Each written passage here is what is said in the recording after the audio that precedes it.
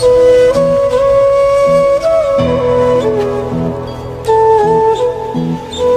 বেড়াটিরে খাবার দে। কি রে শান্তু, তুই কি করতেছস? আমার বাগের জায়গা ব্যস্তাছি। জায়গা বেচতেছস? কি কারণে? কি লেগে জায়গা ব্যস্তাছি? তোমার কি নতুন করে কওয়া লাগবো? তোমার আমি কবেতে কইছি যে আমার প্রত্যেকটা বন্ধুর বাইক আছে, আমার একটা বাইক কিনা দাও। দিছ? দেও নাই, যেই কারণে বাধ্য হইছি আমার বাগের জমি বিক্রি করতাম। আমি তো তোর ভালোর জন্যই বাইক কিনে দিই না।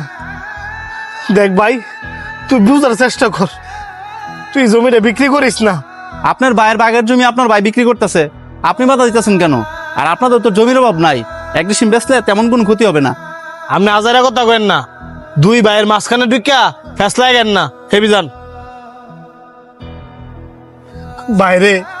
তুই বুঝার চেষ্টা কর, তুই আমার একটা মাত্র ভাই।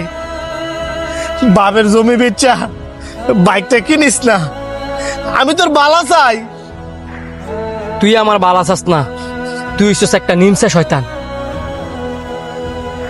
এমনি তুই ফকিন্নির মতো থাকলেও ঠিকই আমার আড়ালে আড়ালে ব্যাংক ব্যালেন্স করে শুয়ে দিছস।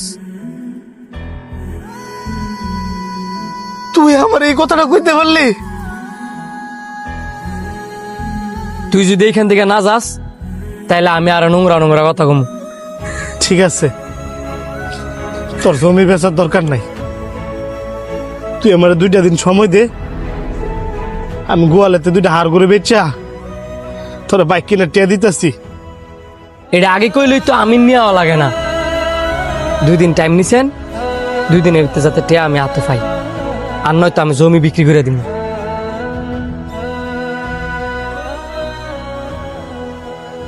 কি রে, তুই 2 দিন ধরে মন মারা হয়ে রয়েছিস কিনলি গিয়া? নতুন বাইক কিনলি, কই বন্ধু বান্ধব ট্যুর দিমু, তা না বন্ধু বান্ধব ফোন দিলে উল্টা ফোন কাটিয়া দেস। তুই থাক, আমি বাড়িতে গেলাম, কোনো কিছু ভালো লাগতেছে না।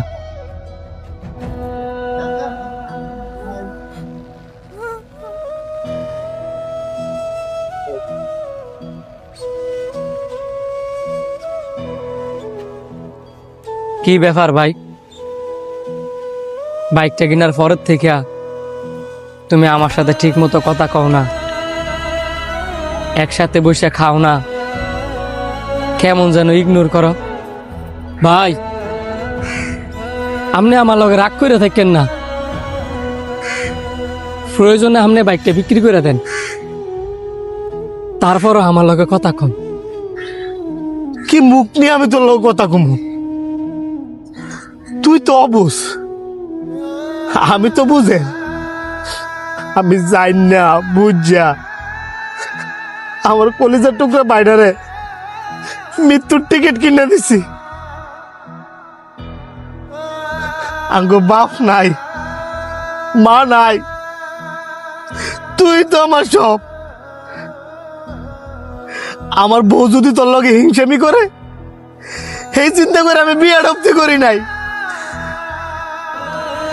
আর আমি এই বাইরে একটা বাইক কিনে দিছি, যে বাইক চালালে মানুষের বাঁচা মরার কোনো গ্যারান্টি দেয় না। আমি তোর হিংসামি করি না, তুই দরকার হয় সব জায়গা সম্পত্তি তোর নামে নিয়ে নে, কিন্তু আমি বড় ভাই হইয়া ছোট ভাই লাশ কান্দনে যেতাম না।